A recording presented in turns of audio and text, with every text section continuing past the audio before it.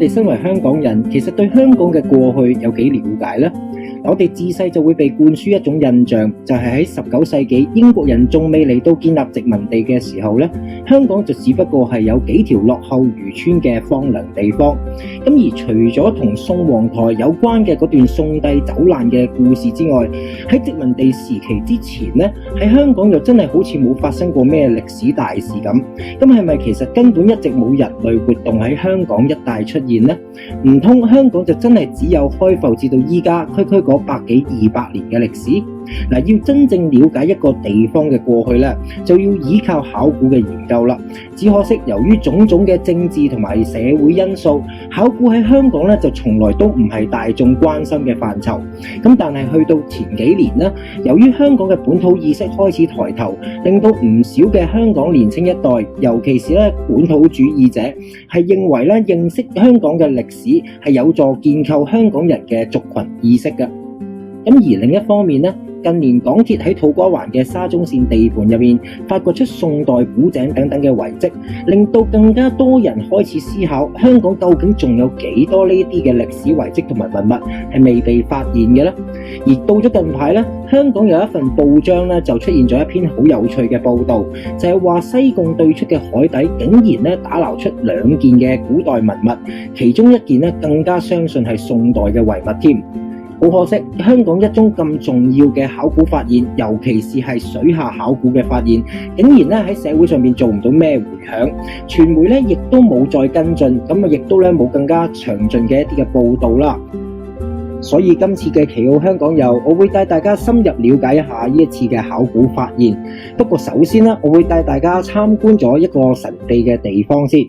咁唔講大家都可能唔知道，原來喺中環搭船過尖沙咀嘅嗰個7號碼頭旁邊嘅8號碼頭呢，竟然係有一座私營嘅博物館。咁呢座嘅博物館呢，就叫做香港海事博物館。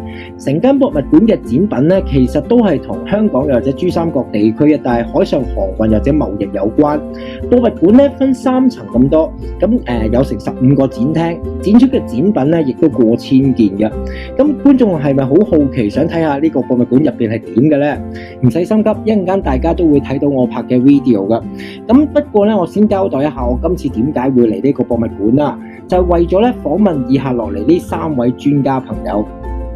佢哋分別就係嚟自關島嘅海洋考古學家兼人類學家，負責今次西貢水下考古兼打撈行動嘅總指揮 Dr. Bill Jeffrey， 仲有就係香港海事博物館嘅高級館長 Dr. Libby Chan， 仲有就係香港水下文化遺產小組嘅成員兼潛水員 Rick。佢哋3位咧就會同大家詳細介紹今次喺西貢嘅水下考古工作，同埋會探討一下究竟香港嘅水下考古工作嘅發展啦，同埋未來嘅展望噶。咁而最重要咧就係3位嘉賓會同埋我咧一齊帶咁多位觀眾咧去睇一睇嗰2件咧喺呢個西貢海底度打撈上嚟嘅歷史文物噶，千祈唔好錯過啊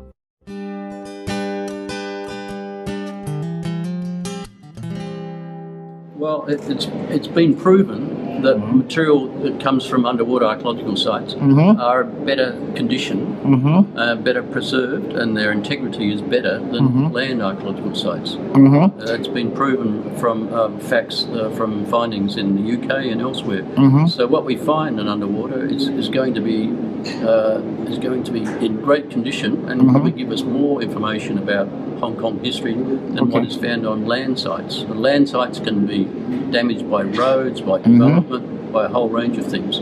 Underwater, they can be concreted up very quickly, covered with sand. On land, there's quite a few archaeological sites, 200 of them have been designated archaeological sites on land. A lot of them are around the coastline, but they stop investigations at the waterline. So archaeological sites don't stop at the waterline, they go underwater. There's prehistoric sites underwater, I'm sure, from sea level rising, and we just want to carry on to do that sort of archaeology underwater. And as I said, the sites are just as well preserved, if not better preserved underwater, and we can provide some really interesting information about Hong Kong history. OK，其實咧，我哋嘅角色咧就係去好大力去支持水下文物考古小組同埋Professor Bill Jeffrey 佢哋已經有一個研究嘅一個嘅計劃，係透過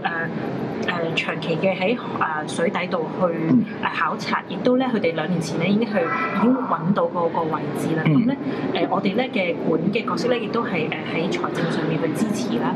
咁所以咧係會係一個合作嘅形式咁樣咯。OK， 咁主要當時譬如有聯絡Museum 你哋嘅就係阿 Dr， 即係阿 Dr Bill 嗰邊同你哋聯絡嘅，同埋我哋嘅總監Richard Wesley 佢哋聯絡，所以嘅合作咁樣。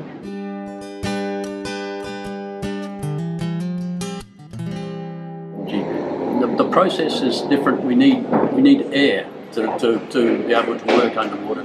So the development of the scuba tank in the 1940s, 50s enabled people to go underwater and spend quite a bit of time. And now technology's developed so fast and so far that many of us can now go underwater.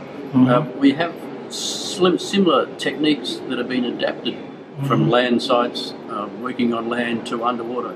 For instance, we can take cameras underwater, put them in a housing, and we can take pictures and we can develop 3D models just like they can on land. So in many ways, the techniques can be the same, but we obviously got to worry about air, getting air underwater so we can stay there.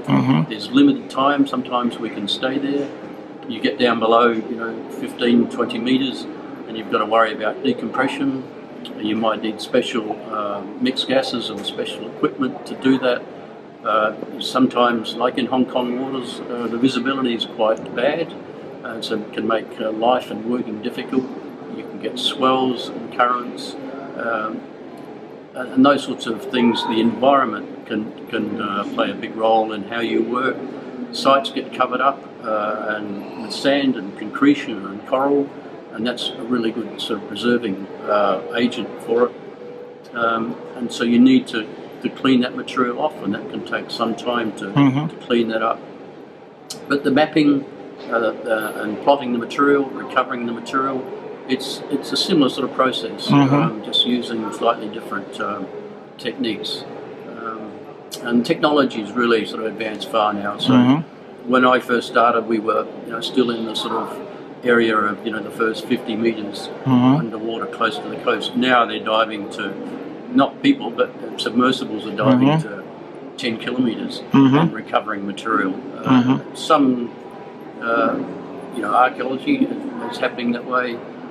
Unfortunately, also there's a bit of treasure hunting going on, and they say they use archaeological techniques, but they may. But at the end of the day, they're selling material. Oh yeah. And that's not archaeology, because you don't sell material in archaeology.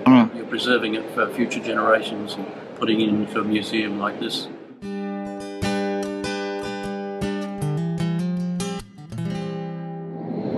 我哋當時就係一班熱愛潛水嘅潛水員啦，跟住我哋喺2008年咧就認識到話 Dr Bill 啦，佢就跟佢學呢個有關水下考古嘅課程啦，跟住就開始對水下考古嘅課程或者有關嘅資料開始有多啲興趣啦。咁特別就大家都會可能聽過嘅南海1號啦，就更加令到我哋有興趣去睇多啲有關嘅書籍啊。OK， 咁譬如我睇翻你哋 website 上面嘅講法咧，就係譬如你哋嘅成員啦，都係一啲喺香港土生土長嘅香港人啦，即係可能對香港嘅一啲事物都有份感情喺度。咁譬如你加入咗入去一個 underwater 嘅一個 archaeology， 其實你最想揾到一啲乜嘢，又或者你想從嗰個過程入邊得着啲咩咧？以我哋所知道或者學到嘅咧，就香港不嬲都係一個漁村啦，可能佢都係海上絲綢之史路嘅一部分，可能佢哋喺中國啊，或者係可能去到世界各地都有機會經過香港，係啦，咁所以可能香港係一個補給站啦，或者之前都有發現香港原來都係有生產有關嗰啲瓷器啊去出口嘅，咁所以可能香港都係其中一個貨物轉口啊，或者係出口嘅地方啊。所以我哋發現咗，除咗可能喺陸地上揾到嘅文物之外咧，可能有一啲會喺水入邊嘅。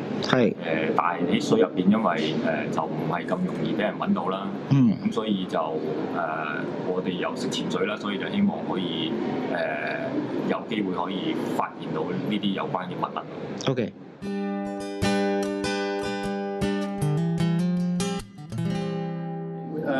One of our first grants, one of our first projects for the Hong Kong Underwater Heritage Group was to develop a database of sites. The United Kingdom Hydrographic Office and the Hong Kong Marine Department have a database of sites. So we had to actually buy that database and we put it onto our website. We've adapted it a bit to make it more archaeological or heritage based because what the UK HO and Marine Department are interested in are navigation aids. So they've plotted a number of 270 features. Some of them might be natural features, some of them might be shipwrecks. So what we've started to do is to look at those sites and see if they're shipwrecks or natural features. Also, we've gone out to talk to local villages in different islands, and we've added another 20 odd sites from that. And I think there's another 300 or 400 more sites. I reckon there's 400, 500, 600 sites in Hong Kong. And they can range from prehistoric sites through to fish traps, through to shipwrecks. They're all of interest to maritime archaeology or cultural heritage. So we haven't really got a good map at this stage. We have these sites from this UK HO database which we're checking out. But what we've done is we've written up a proposal where we're actually asking government.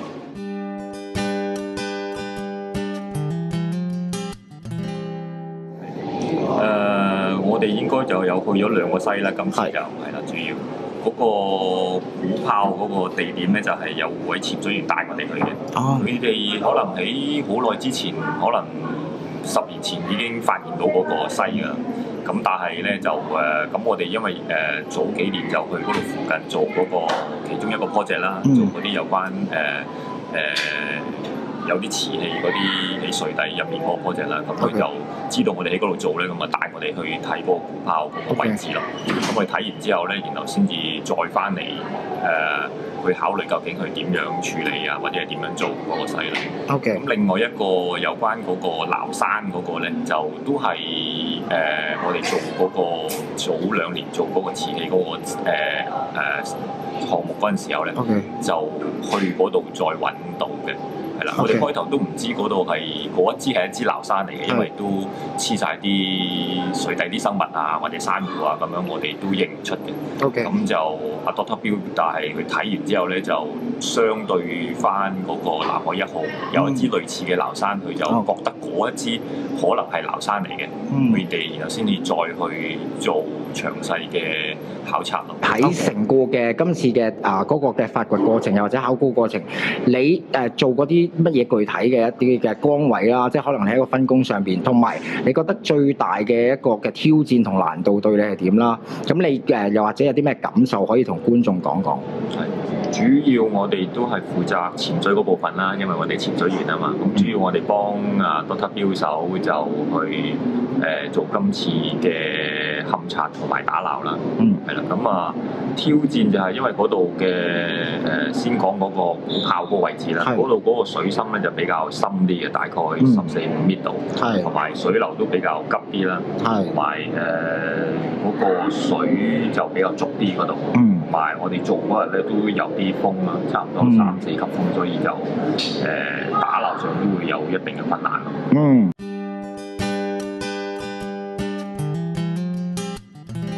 嗱，咁多位觀眾朋友，依家咧大家會親眼見到咧一件宋代嘅文物啊！咁呢件咧仲要係新鮮滾熱辣咧，係呢一個海底打撈上嚟嘅。咁大家會見到咧，仲係好多一啲海洋生物嘅痕跡啊！咁咁呢一個嘅石造嘅呢個撈山咧，就可以話係香港依家水底考古嘅一個新嘅里程碑啊！因為咧可以揾到一啲咧咁遠古嘅一個嘅文物係相當重要。呢個打斜嘅，大家見到最貼近船身，然後斜角大 diagonal 咁上去嘅一條直不甩嘅嘢就叫做茅山。撈山。撈竿係啦。撈竿。茅山係嗰個打橫嗰個部分啦。咁下邊弧形嗰個部分係咪仲存在㗎？我哋都唔知道啦，因為咧我哋淨係見到呢一件撈山咯，因為佢係石造，所以可能比保存得比較好啲，因為可以保存到應該話係。如果佢下邊舊陣時嘅撈咧，可能係用木做嘅咧，咁所以可能已經係爛晒啊，或者已經沖咗走㗎啦。OK， 咁好啦想請教兩位，咁依家佢哋上面嗰啲就好多嘅一啲嘅藤壺啊，又或者一啲嘅海洋生物嘅一啲殘跡啦。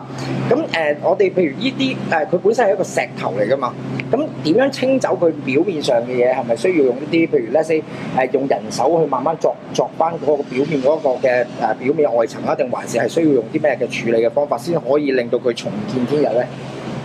我哋個修復專家咧，佢哋而家咧就係逐漸將嗰啲嘅微生物咧係會鑿咗佢嘅，輕輕咁鑿咗佢之後咧，咁因為呢個係石質，即係granite 咁之後咧就再浸一個溶劑，讓到佢咧變成平衡咗之後咧會穩定咗狀態，咁咧就係大概幾個月時間咧就係可以完全穩定。咁所以而家我哋先第一步就浸咗喺液體度先。咁呢個浸嗰個係普通水嚟嘅啫，呢個定還是係一啲溶液嚟嘅？呢個係海，應該係海水。係啦。OK， 即係保持翻佢有一個。保持翻佢一個。用化學嘅溶劑啊。明白。咁而觀眾朋友咧，依家咧即將會見到另外一件嘅今次打撈出嚟嘅文物。哇！呢一個嗱，我哋去博物館咧，經常都會見到大炮就見得多，咁但係咧一磚咧，啱啱仲係水，仲係濕滴滴，同埋咧係呢個浸喺海入邊咁耐嘅，啱啱打撈上嚟嘅一個，真係未見過，從來都未見過。咁但係依家聽講呢個嘅大炮喺鑑定年份上邊仲係有一個嘅困難。咁主要嗰個原因係因為佢本身上邊係譬如我哋喺陸地上嘅一啲嘅考古，我哋可能會用一個碳14嘅分析啦。咁但係譬如果依啲嘅，譬如一個佢依個嘅材質本身係石頭定金屬嚟㗎？本身係金屬。咁如果係金屬嘅話，佢點樣去做鑑定嘅年份？係透過符號啊，定還是係點咧？House today 就有。So the style of gun is the early 1800s, maybe 1820, 1830, with this sort of style. And, it has a crown here, which we believe to be British, and marks ECL. So this is probably the company that made the foundry that made this gun, a British company. So it doesn't have any other marks, which sort of suggests that it's not a Navy gun or a military gun. Navy military guns tend to have more marks about the foundry, about the weight. It has maybe marks on the trunnions here. And a little bit of research we've done so far for people in the UK say that this company, ECL or ELC, they were manufacturers of guns in the Asia, Japanese, the Japan area. Quite a few guns have been found in that area with this mark. So they look like a company making maybe even guns in India or in the UK for merchant ships that were operating in the Asia, Japan, Southeast Asia area. Okay. No, we don't have the whole ship yet. We have this large 2-metre gun. There is another smaller gun, about 1.5 metres, that was found underneath this. And we haven't searched the rest of the site yet. We've done a little bit of searching, and the visibility is quite bad. We haven't seen anything. We have to do more thorough searching. It could be that it's a shipwreck, or it could be that these guns have been intentionally thrown away. Maybe to recover them later, or maybe because they were aboard a vessel that was illegally carrying them, and they wanted to dump them and get rid of them.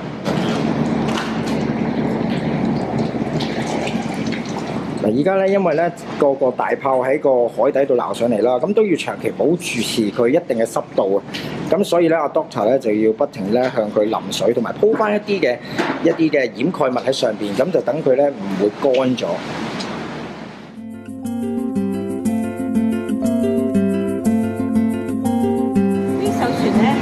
挪威船嚟嘅，咁佢係89年歷史，佢直接係喺挪威嚟咧，其實咧叫做Solid， 佢已經咧喺航海咧已經89年，咁咧有趣嘅地方咧係其實咧佢亦都係一個海上嘅學校嚟嘅，咁咧呢一站係最尾一站，呢個學校咧係邀請咗成幾十位嘅學生來自唔同國家，佢上面喺船上面咧即係去學習1年嘅時間，包括佢要去上堂啦，亦都包括去學點樣去駕駛呢隻船，同埋咧啲學生咧可以去明白作為一個global citizen 全球公民一個特殊